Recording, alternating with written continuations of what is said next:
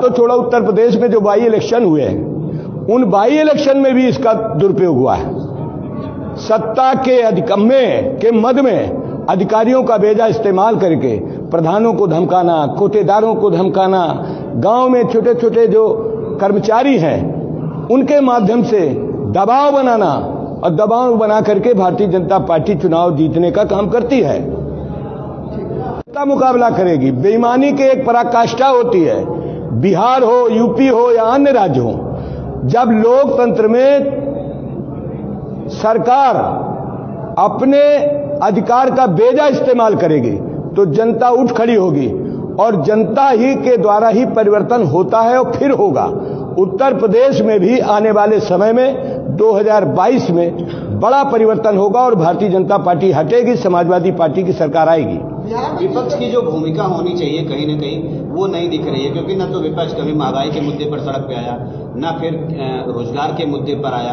आखिर कैसे परिवर्तन लाएंगे? विपक्ष में समाजवादी पार्टी के नेता माननीय अखिलेश यादव जी के निर्देश पर पूरे प्रदेश में विधानसभा, विधान परिषद से लेकर जिला मुख्यालयों तक समाजवादी पार्टी के कार्यकर्ताओं ने समय समय पर महंगाई के खिलाफ, बेरोजगारी के खिलाफ, भ्रष्टाचार के खिलाफ, पुलिस उत्पीड़न के खिलाफ, रोजगार के सवाल को लेकर सड़क से लेकर सदन तक बात किया है। लेकिन 8 महीने के अंदर कोरोना का जो नियम बनाया गया उसका भी हमने ध्यान दिया, उसका भी अनुपालन किया।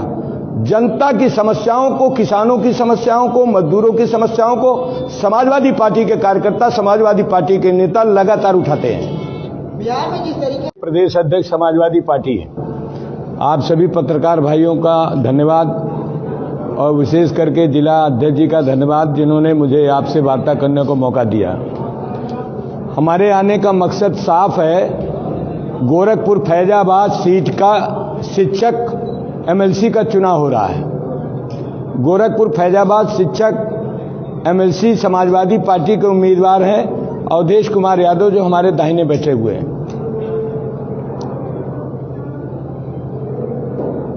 और ये शिक्षक एमएलसी का चुनाव बड़ा महत्वपूर्ण चुनाव है। ये चुनाव 17 जिलों का है।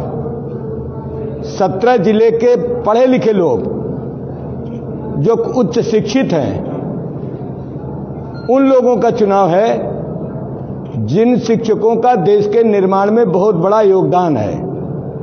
उनके द्वारा एक अपना प्रतिनिधि चुना जाता है गोरखपुर फैजाबाद से। उस विधान परिषद का चुनाव 6 वर्ष के बाद ये चुनाव आता है। अवधेश कुमार को माननीय अखिलेश यादव जी ने समाजवादी पार्टी का उम्मीदवार बनाया है।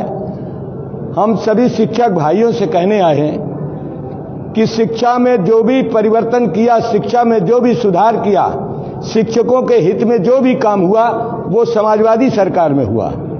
माननीय मुलायम सिंह यादव जी, माननीय श्री अखिलेश यादव जी ने शिक्षकों की परेशानियों को ध्यान में रखते हुए 2012 से 17 के बीच में 3.5 लाख वित्तविहीन शिक्षकों को मानदेय माननीय अखिलेश यादव जी ने 2 अरब रुपए देकर के शुरुआत किया, जिसे बीजेपी ने रोक दिया। 2 अरब रुपया देकर के माननीय अखिलेश यादव जी ने वित्तविहीन शिक्षकों के जीवन के सुधार के लिए शुरुआत की, लेकिन बीजेपी सरकार आने के बाद वो रोक दिया गया।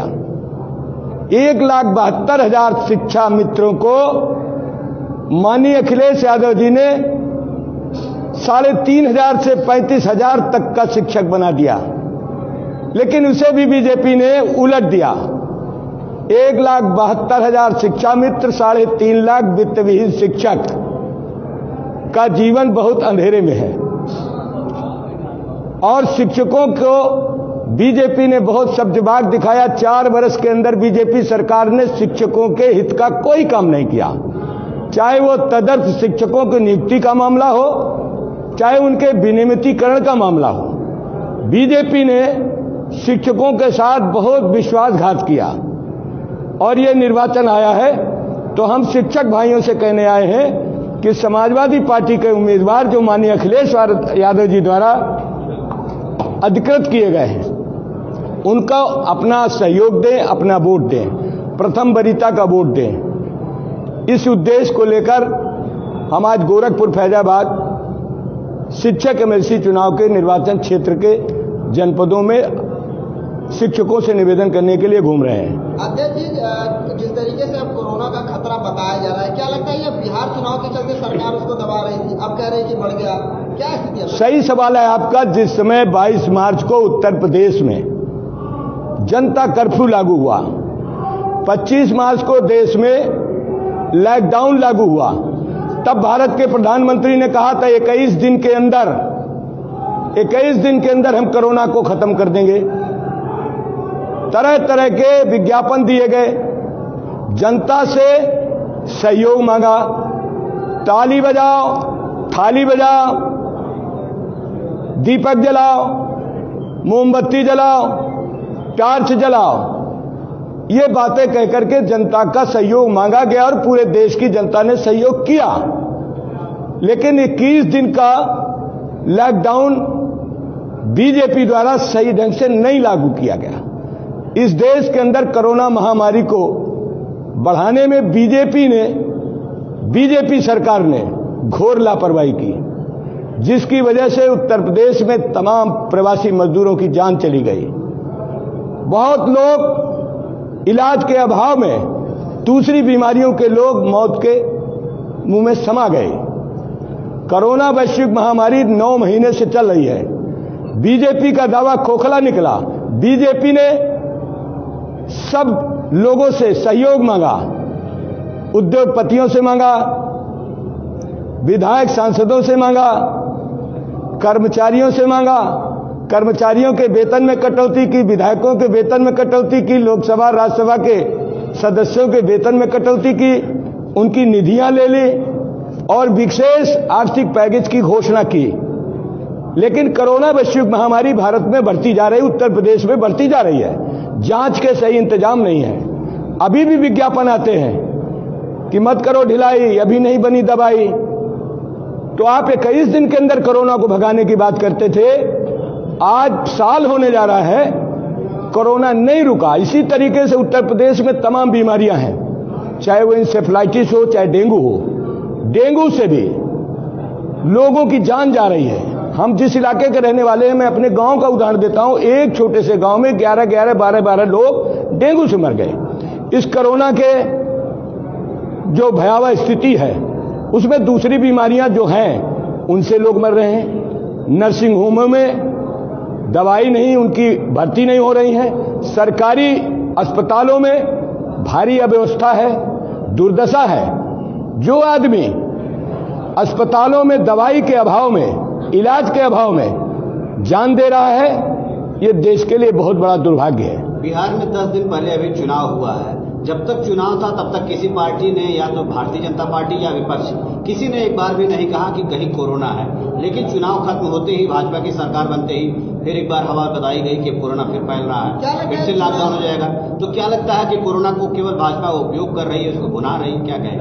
देखिए, बीमारी तो है, पूरे दुनिया में है, लेकिन बीजेपी इसको राजनीतिकरण कर रही है। मध्य प्रदेश की सरकार बनाने में कोरोना के नियमों का पालन नहीं हुआ। बिहार के चुनाव कराने में सरकार के मंत्रियों ने, सरकार के नुमाइंदों ने कोरोना कोविड के नियमों का पालन नहीं किया।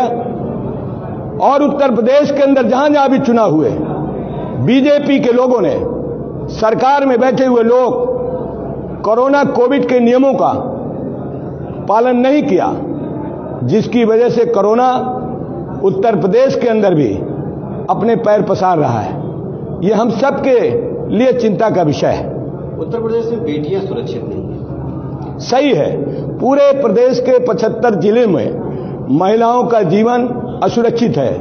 बेटियों के साथ, बच्चियों के साथ दुष्कर्म की घटनाएं लगातार बढ़ती जा रही हैं। अगर मीडिया के भाई उन बातों को उठाते हैं, सही तस्वीर दिखाते हैं, तो उन्हें भी धमकाया जाता है, तरह तरह की यातनाएं दी जाती हैं।